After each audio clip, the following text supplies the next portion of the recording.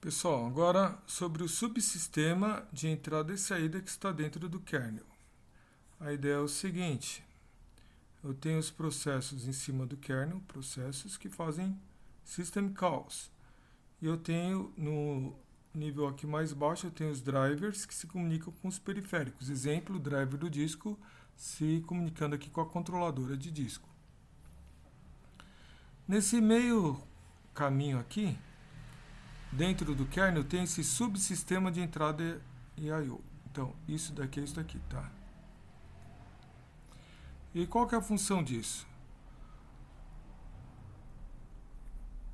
A função é, eu vou ter que transferir dados do processo para os periféricos. Para fazer isso bem feito, eu vou precisar de fazer um escalonamento dos pedidos de entrada e saída. Eu vou mostrar aqui para vocês. Aqui eu tenho diversos periféricos, teclado, impressora, e eu tenho aqui a unidade de disco. Vamos pegar a unidade de disco aqui em particular. Eu tenho operações a serem realizadas de leitura e de escrita nesses endereços com esses bytes aqui, com esse comprimento de bytes. Se eu não alterar aqui a ordem com que esses pedidos foram feitos, então vai acontecer alguma coisa desse tipo. Imagina que eu tenho um disco, ele é uma superfície magnética e tem um cabeçote que magnetiza e lê, né? Magnetiza quando escreve e lê o que foi magnetizado quando lê. E esse cabeçote ele está se movendo aqui em cima dessa superfície, tá bom? Se os pedidos aqui vão sendo colocados, eles são meio aleatórios, então o movimento do cabeçote seria alguma coisa assim. Aleatório, né? Tá, vai para frente, vai para trás. Aqui eu não fiz muito bonitinho. Agora, se eu ordenar aqui esses pedidos, eu posso ter alguma coisa desse tipo assim. Tchum, tchum. Eu posso estar aproveitando o movimento do cabeçote só pelo fato de eu estar reordenando esses pedidos de leitura escrita. E com isso eu vou ter um desempenho bem melhor. Então, isso aqui o desempenho vai ser bem melhor.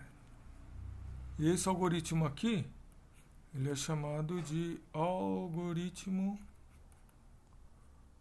do elevador, porque esses pedidos de leitura escrita vão ser ordenados como se fosse alguém apertando botões em um prédio. Então, aqui eu falei sobre escalonamento, né, que é feito por essa camada.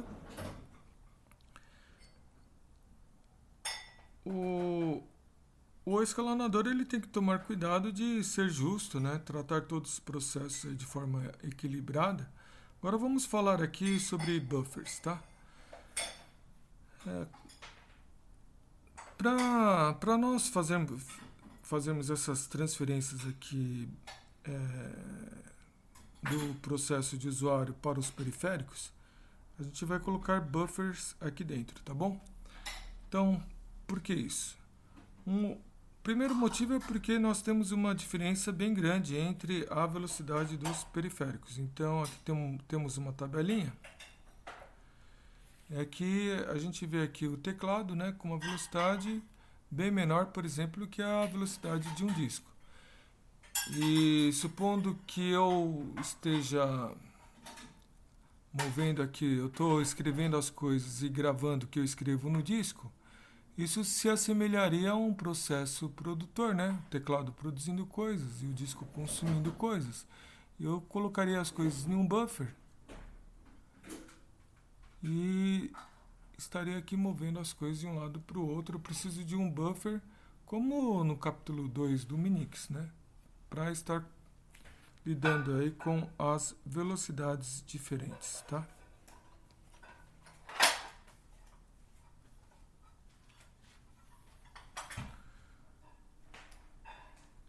Outro motivo pelo qual eu preciso de buffer é para resolver o problema de copy semantics. A ideia de copy semantics é assim.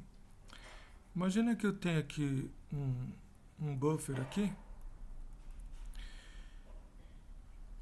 Eu tenho aqui essa estrutura aqui onde eu... Não é bem estrutura, eu tenho esse vetor aqui de caracteres, né?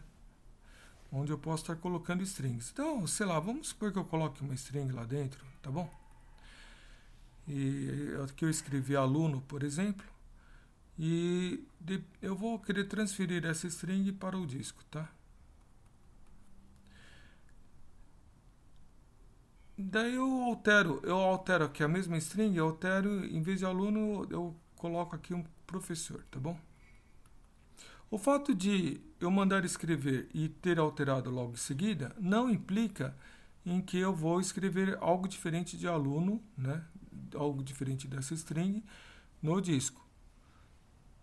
E como é que eu vou conseguir fazer isso? Colocando essa string que estava antes no buffer, né, pessoal? Então, isso aqui é para lidar com copy semantics.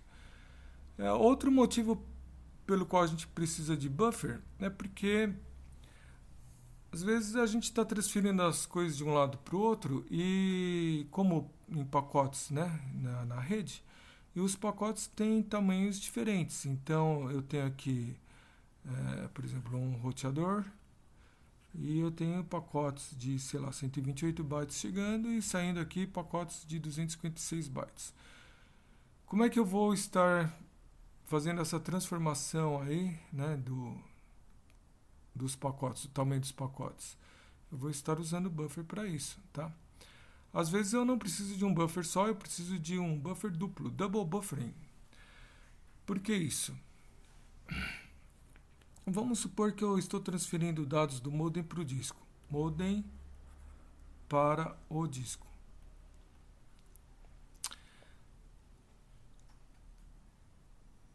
Então a ideia é a seguinte, eu vou estar colocando aqui os dados do modem em um buffer. Aí depois, quando esse buffer estiver cheio, eu vou transferir os dados desse buffer para o disco. O problema é que, enquanto eu estiver aqui escrevendo os dados do buffer no disco, o modem continua recebendo dados. E esse buffer aqui, ele fica travado, né? Ele fica travado nessa transferência aqui do buffer para o disco. Ele não pode ser usado pelo modem, tá? Por que isso poderia estar acontecendo aí, pessoal? Eu vou colocar aqui um motivo pelo qual, não está no livro, mas um motivo pelo qual é por causa de DMA, né, pessoal? A gente vai fazer aqui um acesso direto à memória, e daí a gente vai pegar os dados do buffer e transferir para o disco via DMA. Enquanto a gente estiver fazendo essa transferência, o modem ele não tem acesso a esse buffer aqui, né?